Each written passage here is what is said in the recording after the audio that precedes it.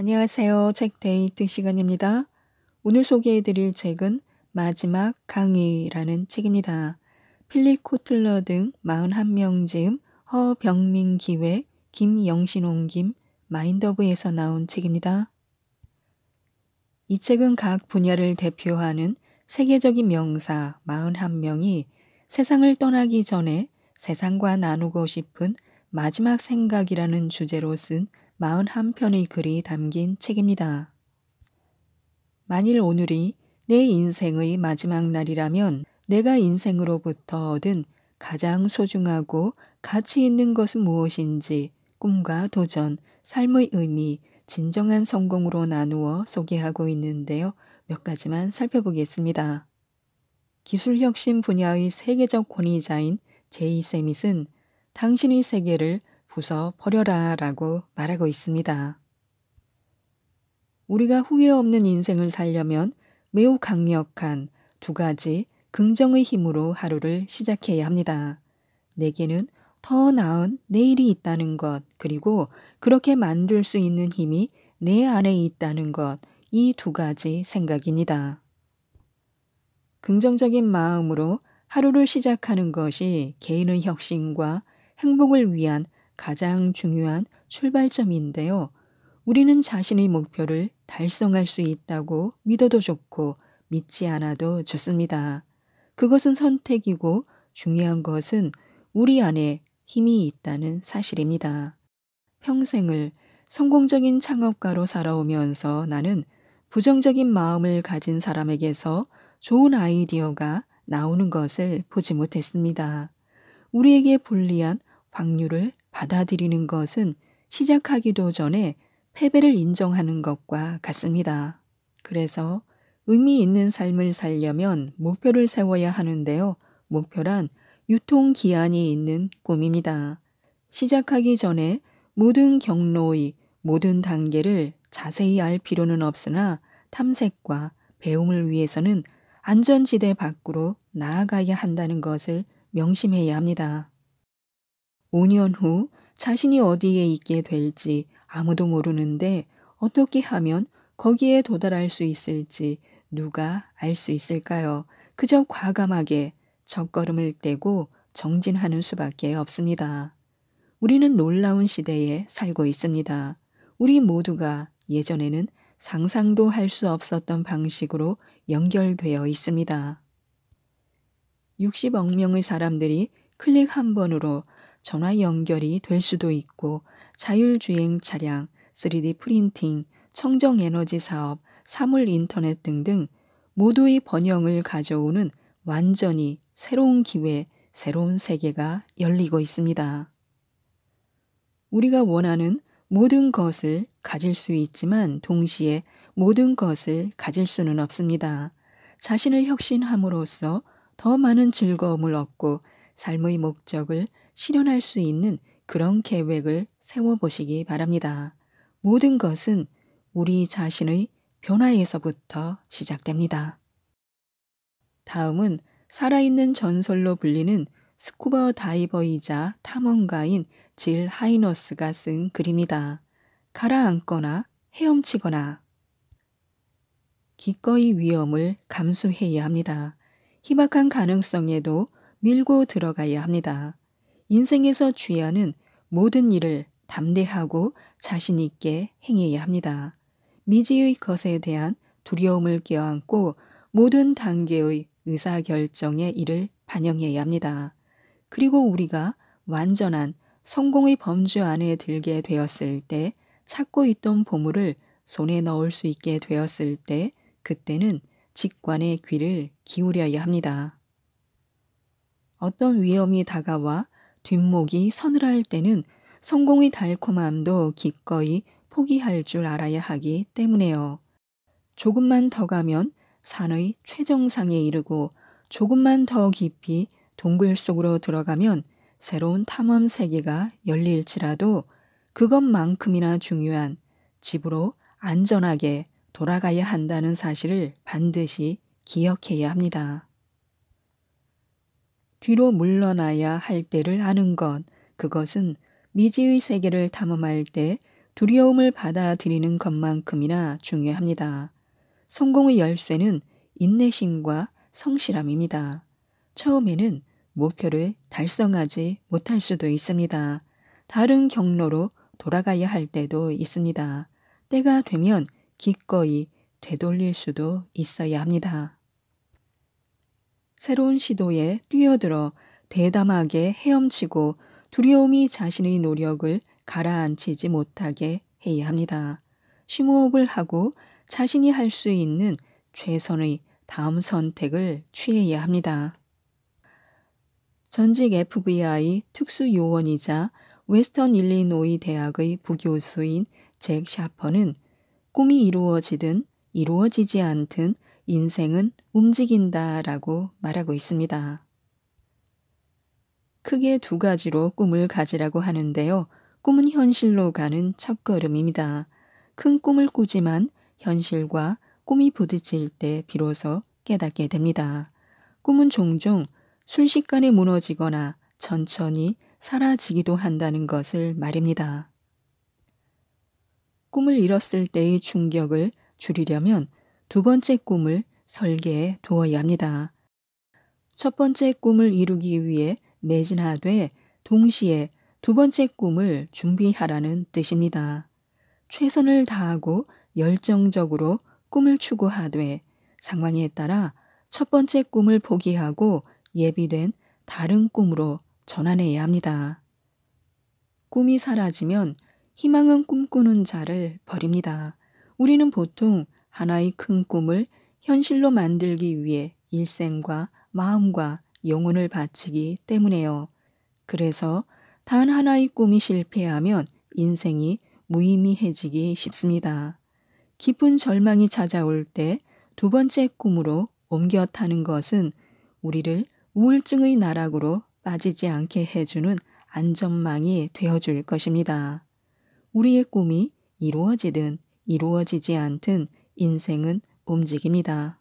하나의 꿈이 실패하면 꿈을 바꾸고 기존의 삶의 속도 그대로 전진하면 됩니다. 영국 최고의 심리치료사이자 유명 강연자인 마리사 피어는 우리의 삶을 바꿀 한마디가 있다고 합니다. 바로 나는 충분하다라는 말입니다.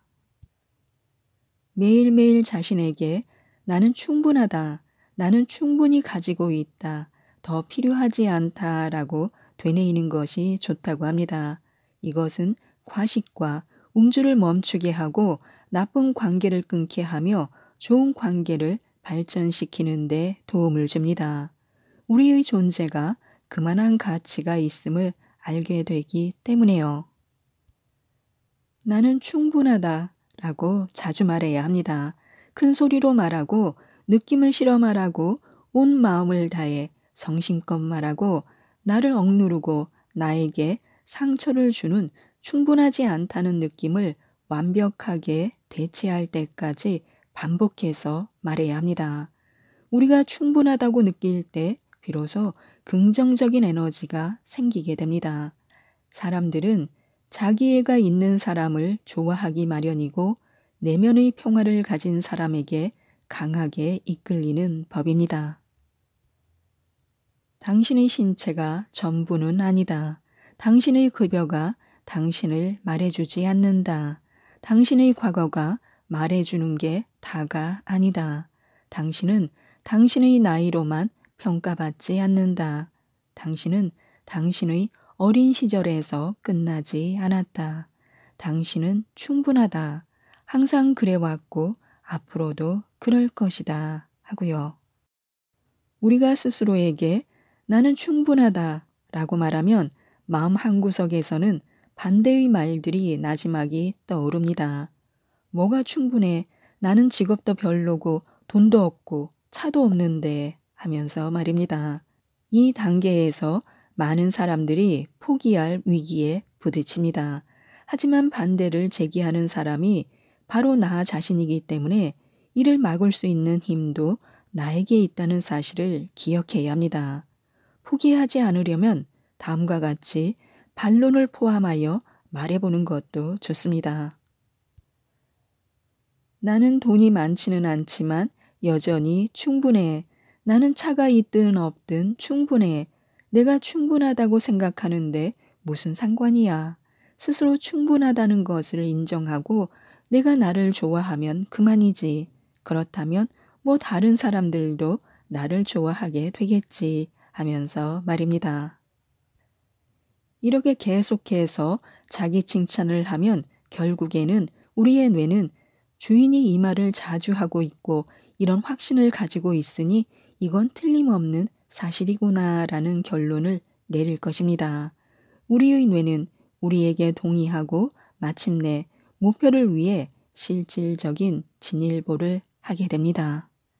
다음은 뉴욕타임스 베스트셀러 마음도 번역이 되나요의 작가이자 일러스트레이터 엘라 프랜시스 샌더스의 글입니다.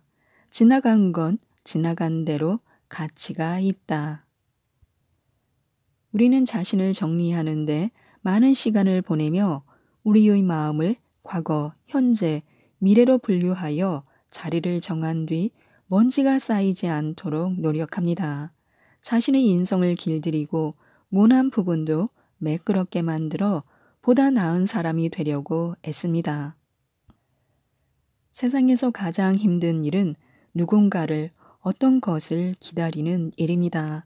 적절한 때를 기다리는 것은 마치 달이 시야에서 사라지기를 기다리는 것처럼 오래 걸립니다. 그 시간 동안 우리는 말을 아끼고 자신을 돌보지 못할지도 모릅니다.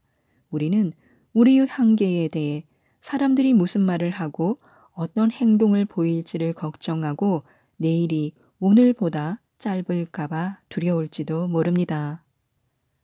과거에 잠시 머물 수는 있으되 너무 오랫동안 마음을 빼앗기지는 말아야 합니다. 과거에 마음을 둘 가치는 없습니다.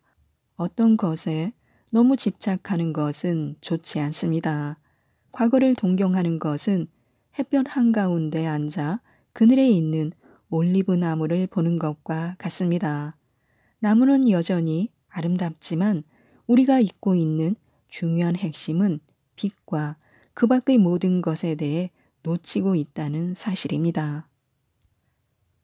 보통 생각이란 기억나는 것이 아니며 기억나는 것은 기억하는 것과는 다릅니다. 우리는 기억이라고 하면 대체로 마지막으로 기억했던 것만을 떠올리는 경향이 있습니다. 물론 항상 뒤를 돌아봐야 할 이유는 있습니다. 단지 우리가 어떤 방향으로 걷고 있는지만 잊지 않으면 됩니다. 다음은 마이클 잭슨의 배드 월드 투어와 마돈나의 금발의 야망 월드 투어 연출로 알려진 세계적인 안무가 겸 연출가인 빈센트 패터슨의 글입니다. 사랑, 그것 말고 뭐가 있는가? 세상에 존재하며 살아간다는 것만으로도 버겁게 느껴질 때가 있습니다. 인생을 살아가며 우리는 재정적으로든 감정적으로든 항상 시험을 받고 있습니다. 얼마나 견딜 수 있을까? 파산하기 전에 얼마나 유지할 수 있을까? 역경, 주의 산만, 험담, 비판, 정치적인 것들 속에서 어떻게 하면 중심을 잡을 수 있을까? 우리를 끝없는 심연 속으로 몰아넣는 고난의 사람이나 상황 속에서 우리는 날마다 공격을 받으며 살아가고 있습니다. 인생의 쉬운 길은 포기하거나 떠나는 것입니다. 나는 옳고 너는 틀리다라고 말하는 것입니다. 신이 가장 좋은 길로 인도하시도록 가만히 있을 거야 라고 말하는 것입니다. 하지만 나는 우리가 쉬운 길을 가기 위해 이 땅에 왔다고 생각하지 않습니다. 나는 우리가 누구인지 그리고 우리가 여정을 계속하면서 앞에 놓인 장애물들과 기쁨을 어떻게 직면하고 관리할 수 있는지를 이해하기 위해 이 땅에 있다고 믿습니다. 그리고 그 모든 결정은 사랑에 근거한다고 믿습니다. 우리에게는 확실한 선택권이 있습니다. 우리는 불평할 수 있고 화를 낼 수 있으며 심지어 폭력적일 수도 있고 질투와 증오로 가득 찰 수도 있습니다. 우리에게 동의하지 않는 다른 사람들에 대한 증오, 우리가 갖지 못한 것을 가진 사람들에 대한 질투, 그렇습니다. 증오와 질투는 쉬운 선택입니다. 더 어려운 것은 사랑의 눈으로 모든 삶을 바라보는 것입니다. 그렇게 하면 우리의 영혼이 가장 충만하게 차오르고 우리 자신과 타인에 대해 더 깊이 이해하는 삶을 살게 됩니다. 지금까지 이 책에 대해서 말씀드렸는데요.